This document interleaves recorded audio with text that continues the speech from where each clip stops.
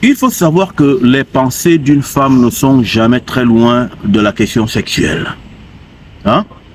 Elle peut voyager dans sa réflexivité. Et réfléchir veut dire fléchir, veut dire descendre. Hein? Réfléchir, descendre. Et quand on descend, on va aux Pays-Bas. Et donc, les réflexions de la femme ne vont pas au-delà du Pays-Bas. 1, 2. Je vais ici encore apporter une grande connaissance ancestrale. Celle de savoir que la femme est le résumé du monde. Elle est le commencement et la fin. Hein? Et quand on arrive au commencement et la fin, vous avez naturellement la cavité vaginale, la vulve vaginale. Elle est composée dans son extériorité de 2 grosses lèvres. Et les 2 grosses lèvres représentent en fait des guillemets.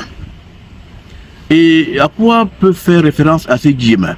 Ces guillemets peuvent faire référence à l'univers dans son entièreté, au résumé de l'univers. Justement, le commencement et la fin du monde sont la femme. Et la femme représente l'univers dans sa miniaturité. Et c'est la raison pour laquelle l'être féminin s'appelle l'arbre de la connaissance du bien, premier guillemet, et du mal, deuxième guillemet, qui ici renvoie justement aux 2 lèvres supérieures de la vulve vaginale. La connaissance est sexuelle. C'est la connaissance ultime. Les autres connaissances sont les connaissances intermédiaires.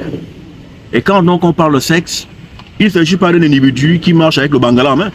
Il s'agit de la haute mystique de l'ancestralité. Vous devez pénétrer Dieu. Et on pénètre Dieu en pénétrant la femme. Parce que Dieu est une go. Et c'est pourquoi, lorsque nos femmes sauront qu'elles sont Dieu, nous serons sauvés. Parce que le salut est dans l'entre guillemets de la femme noire.